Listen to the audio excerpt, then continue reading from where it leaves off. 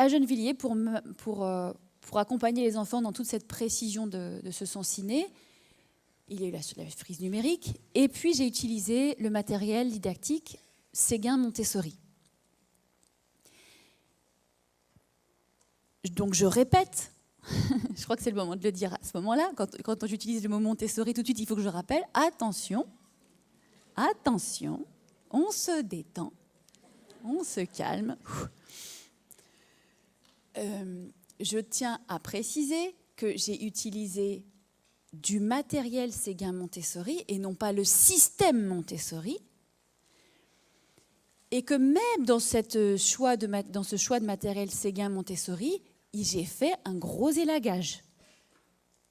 Tout ce qui ne passait pas le test avec les enfants après avoir été passé plusieurs fois dans différents contextes, avec différents âges, etc., avec tout l'absolutisme et le perfectionnisme qui est le mien, quand ça passe pas le test, ça passe pas le test. Point. Même si c'est intelligent, même si on est complètement, nous en tant qu'adultes, fascinés par l'intelligence du matériel, ça passe pas le test enfant, ça passe pas le test enfant. On le retire, ça va dans la réserve. Donc, moi, ce que je vais vous livrer là, c'est vraiment une sélection d'activités qui m'a semblé pertinente. Libre ensuite à vous d'ajouter, je répète, libre ensuite à vous d'ajouter ou de supprimer ce qui ne vous semble pas juste ou d'ajouter ce qui vous semble juste. OK ? C'est juste un partage là.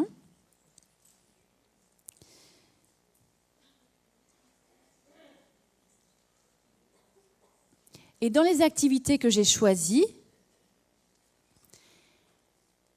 j'y ai ajouté... C'est marrant, je dis que j'ai ajouté alors qu'en fait j'ai retiré des choses. Mais en fait, je pense qu'en retirant, on ajoute. Parce que j'ai retiré, dans la manière de présenter les choses, tout un tas de manières et quelque chose de très protocolaire qu'on peut retrouver dans les présentations Montessori, qui est intéressant, mais dans son essence, pas dans la démonstration formelle.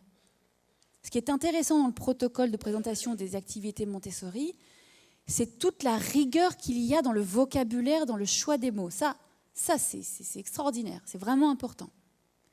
Maintenant, une fois qu'on a ça, et c'est ce que je vais essayer de vous transmettre aujourd'hui, on se détend. Vraiment, vraiment, c'est hyper important. Donc on retire un peu de protocole, on retire tout ça, et en retirant tout ça, on ajoute du lien, on ajoute de la présence, on ajoute tout cet immatériel qui fait toute la différence. Donc, si je mets tous ces signaux, ces alertes-là, c'est parce que j'imagine bien que quand on découvre ces activités qui sont vraiment très intelligentes, ces activités Séguin Montessori, vous allez certainement, surtout si vous êtes en primaire ou en secondaire, vous allez de votre côté peut-être regarder des vidéos de matériel que je n'aurais pas présenté aujourd'hui, qui sont dirigées pour des enfants, vers des enfants, qui sont conceptualisés pour des enfants plus âgés. Donc surtout, attention, ne vous perdez pas dans les sombres couloirs de la didactique. Quand vous regardez ces vidéos-là, prenez l'essentiel. Même si c'est très bien fait, tout est très intelligent. Attention, parce qu'à vouloir être trop dans l'intelligence et l'intellectuel, on est là avec notre activité formidable, on présente bien les choses, et puis l'enfant il regarde par la fenêtre. Combien de classes Montessori, j'ai vu ça? Pas toutes, hein, je ne veux pas faire de... Mais j'en ai vu beaucoup. Alors par contre, c'est vrai que la présentation, elle est belle. Hein. Waouh! Magnifique. Par contre, on a perdu l'enfant qui est sous la table. Vous voyez ? Pourquoi j'ai choisi ce matériel-là en mathématiques? Jusqu'à présent, pour les enfants de matériel, je n'en ai pas trouvé de plus pertinent. Et je ne vois pas comment on pourrait faire aujourd'hui plus pertinent. On va peut-être trouver des choses, mais franchement, il répond exactement aux préconisations physiologiques qu'on a évoquées tout à l'heure. Vous allez voir, on va commencer par dénombrer les quantités. On va leur ajouter ensuite le symbole. Ensuite, on va manipuler ces quantités, faire des opérations avec ces quantités. Et bien sûr, moi, j'ai ajouté ce qui manquait, ce qui n'était pas dans le programme Montessori. Enfin, je l'ai ajouté, ça existait déjà, j'ai juste allongé, la frise numérique. Mais je ne vois pas comment on peut faire plus simple, plus essentiel, plus pertinent. Vraiment, je ne vois pas. Et plus explicite aussi. Plus explicite, parce que j'ai regardé plusieurs autres matériels mathématiques. Je me suis intéressée notamment au matériel Grims de mathématiques. Attention, c'est pas assez explicite pour des enfants de maternelle. C'est trop abstrait. Testez ce que je suis en train de vous dire, mais c'est trop abstrait. Il faut passer d'abord par quelque chose de très explicite, de très clair, de très transparent. C'est comme la lecture. Il y a un code quand on veut enseigner la lecture aux enfants, enfin, même pas enseigner, quand on veut juste leur donner le sésame de la lecture, parce qu'il n'y a pas d'enseignement à faire véritablement. On leur dit, bah, cette lettre, elle fait ce son-là, point. On va pas si on commence avec la lecture très globale, où on laisse les enfants dire, ah, tu vas deviner quel est le son de la lettre, tu vas trouver tout seul. Tu vas voir. Et après, ils arrivent en CP, en première primaire, ils ne savent plus, ils confondent. En plus, on leur a donné le nom de la lettre, donc c'est l'enfer. Et donc, à vouloir faire un espèce de flou artistique pédagogique, là, on perd les enfants. Mais c'est pareil pour les maths. Il y a un code, il y a un langage mathématique qui est clair. Et on ne va pas demander aux enfants de l'inventer, quoi. Ou de le découvrir, ou de savoir que dans ce cube, en fait, ça représente ce cube qui n'a aucune, ce pavé, qui n'a aucune délimitation d'unité. On dit, tu vois, ça représente 6. Non, c'est pas possible. C'est pas possible de faire le pont directement vers l'abstrait. C'est intellectuellement très intéressant et les adultes peuvent être rapidement fascinés par ces matériels-là parce qu'ils matérialisent un concept que vous avez déjà intégré de manière très explicite. Et il le rend abstrait. Mais vous pouvez passer par l'abstraction parce que vous avez déjà les bases. Mais l'enfant, il ne faut pas sauter la première marche. Il ne faut pas la louper. Pourquoi aussi ce matériel est extrêmement intéressant ? Parce que j'arrête pas de vous dire, je ne vois pas comment on peut faire mieux. Pourquoi ? Je vais être très concrète, je vais développer. Parce que déjà, il y a une progressivité très logique d'une activité à l'autre. Et je crois qu'elle l'est encore plus avec les lagages que j'ai faits. Après, chacun voit ce qu'il veut faire. Mais voilà, je pense que là, il y a une progressivité extrêmement logique et naturelle. C'est un pas à pas où, à chaque fois, il n'y a qu'un seul objectif. Il n'y a jamais de double tâche. Un matériel égale un objectif. C'est-à-dire aussi que quand l'enfant voit le matériel, il sait tout à fait ce qu'il travaille. C'est clair. Il n'y a pas besoin de mode d'emploi, vous voyez ? Il y a quelque chose d'intuitif. Et du coup, il y a une très grande clarté cognitive, déjà parce qu'il n'y a pas de double tâche, mais aussi parce que dans ce matériel-là, il est très épuré. Il n'y a pas de distraction, ni de couleur, ni de forme, des petits bonhommes, ceci, cela, un petit ourson qui se baladerait en haut à droite de la... Non. On focalise l'attention de l'enfant vers le niveau de connaissance qu'on veut lui transmettre. Et on ne se met pas des bâtons dans les roues tout seul en mettant des couleurs différentes, des arcs-en-ciel, etc. Vous voyez ? On apporte une clarté cognitive optimale.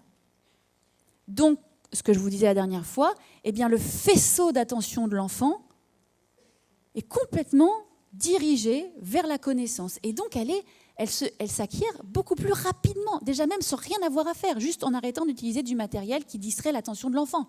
Déjà juste ça. Et ce matériel-là, en ça, il est très, très intéressant parce qu'il est très épuré. Hier, je discutais avec Fred. On a passé plus de 3 heures ensemble à regarder tout ce matériel Grims, etc. J'avais déjà des doutes, mais ça s'est vraiment confirmé. Et à un moment donné, je lui dis, bah si, tiens, regarde, ça peut être intéressant. Et je lui montre, il y a l'espèce d'ailleurs, j'avais vu ça dans la classe de Vania, on l'avait vu en photo, des petites ficelles avec des boules, des petites perles accrochées. Donc il y avait la ficelle avec, 9 boules, donc toute violette par exemple, je ne sais plus les couleurs, hein. Une autre ficelle avec 4 boules, d'une autre couleur, jaune par exemple, une autre ficelle, et puis de 1 à 10, il y avait à chaque fois le bon nombre d'unités et une couleur à chaque fois. Et puis à côté, Fred avait, vous savez, ces très jolis chiffres en bois qui sont de la même couleur que les quantités. Et je dis, ah bah si, ça voilà, peut-être qu'on pourrait, ça peut être quelque chose d'intéressant d'avoir un plateau avec ces chiffres-là dans le plateau, et puis de l'autre côté, les petites ficelles de perles, les quantités, quoi. Et puis les enfants font l'association entre les deux. Une fois qu'ils connaissent quand même les symboles déjà, et un petit peu ils ont une capacité de dénombrer. Et en fait, je regarde ça, j'avais ça en face de moi, et qu'est-ce que ferait un enfant ? Il fait une mise en paire de couleurs. Il fait une mise en paire de couleurs. Donc c'est une aide absolument inutile, et plus qu'inutile, entravante. C'est-à-dire que l'enfant, il ne va pas faire ce qu'il est censé faire. Alors à la maison, ça c'est comme c'est du très beau matériel, j'en parlais de Grimm sur ce sujet-là, pourquoi pas ? Parce qu'à la maison, il y a l'étayage. L'adulte sera tout le temps là en train de dire attends, on va recompter. Il ne va pas lier au biais du matériel en disant non, on va compter. Mais dans une école, quand on n'a pas le temps d'être derrière les enfants et de pallier la difficulté qu'apporte le matériel. Donc il faut déjà tout de suite choisir un matériel qui va permettre aux enfants de travailler en autonomie le concept qu'on veut leur faire travailler. Donc choisir du matériel, c'est pas rien. Ce que j'essaie de vous dire, c'est pas parce que c'est beau et que c'est en bois que ça passe le test. Hein. Bon sens, quoi. Encore une fois, faire preuve de bon sens. Et enfin, pourquoi il est intéressant, et ça vous le verrez tout à l'heure, c'est qu'il a quand même cette capacité absolument folle à matérialiser l'abstraction. D'ailleurs, Montessori appelait ce matériel-là parfois en conférence, quand elle en parlait, parce qu'elle l'évoquait très peu, elle parlait d'abstraction matérialisée. Mais vraiment, c'est ça, quoi. Et tout ça en simplicité. Pour moi, ce matériel-là, ça devrait être... D'abord, ça ne devrait pas porter le nom de Montessori, et c'est même pas forcément elle qui l'a fait de toute façon. C'est quelque chose d'universel, c'est-à-dire que je ne vois pas comment on peut faire mieux pour transmettre les concepts mathématiques. C'est le matériel de ce que je vais vous présenter là aujourd'hui en mathématiques. Je crois que j'avais fait des petites pastilles bleues sur le document que je vous avais donné, c'est la base, quoi. C'est-à-dire dans toutes les maternelles, quand on ouvre une maternelle, il doit y avoir ça. S'il n'y a pas ça, point d'interrogation quand même sur le programme, quoi. Il doit y avoir ça. Parce qu'en maternelle, on doit pouvoir affiner le sens du nombre des enfants. Ça suffit de mettre du flou, de dire oui, non, ils sont un peu jeunes, on fera ça plus tard. Non. Ils peuvent le faire en s'amusant et ils vont le faire très vite. Qu'est-ce qu'il va matérialiser ? Quelle abstraction va-t-il matérialiser ? Ce qu'on va voir aujourd'hui, c'est par exemple, il va matérialiser de manière extrêmement visible et pertinente la numération de position. Sans avoir à expliquer aux enfants la numération, donc la valeur positionnelle, c'est-à-dire que le chiffre n'aura pas toujours la même valeur en fonction de la place à laquelle il est dans le nombre. Vous voyez ? 1111, c'est pas 1, 1, 1, 1. C'est 1000, 100, 10, enfin c'est un millier, une centaine, une dizaine, une unité. Mais ça, ce matériel, il va matérialiser ça. Il n'y a presque pas besoin de parler. C'est ça qui est extraordinaire. C'est tellement évident qu'il n'y a même pas besoin de mots. Ou alors un ou deux. Puis les enfants comprennent. Néanmoins, je le répète, et j'ai même mis du violet, c'est vous dire. Bon, même avec un bon matériel, vraiment, entendez-le. Aucun effet significatif ne sera constaté s'il est utilisé de manière scolaire, froide, sans enthousiasme et sans interaction porteuse entre l'adulte et entre les enfants. Donc si là vous vous dites, en tant que directeur ou en tant qu'enseignant, ok, super, c'est bon, je vais pouvoir faire des maths, je vais acheter tout le matériel et c'est bon. Non, c'est pas bon. L'aventure ne fait que commencer parce que vous allez devoir constamment vous battre avec vous-même entre... comment dire, cette volonté de faire bien et ce besoin qu'il va falloir de légèreté et de place pour la relation. De faire bien au niveau didactique, mais d'être dans la relation. On disait enseigner c'est un art, après on a dit non, enseigner c'est une science, avec toute l'arrivée des neurosciences. Je pense que c'est entre les deux quand même. C'est une science, mais là, dans ce qui considère la posture, il y a tout un art de la posture quand même, qui est extrêmement difficile à transmettre. Donc, ce n'est pas juste en achetant ce matériel que les choses vont bien se passer. Ce matériel, ce serait une bonne béquille pour avancer, mais c'est vous qui avancez avec les enfants.